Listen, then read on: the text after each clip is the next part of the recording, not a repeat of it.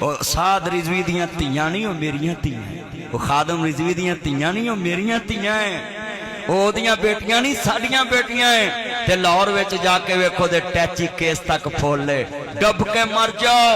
वो कोई चरस वेचते ने, वो कोई पाउडर वेचते ने, उन्होंने दे टैची केस भी फुले जे।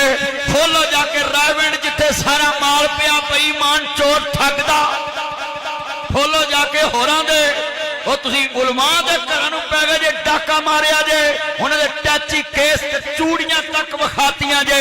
तुसी तोशाखाना दा मार रगड़ो, तानू कोई पुछे ना।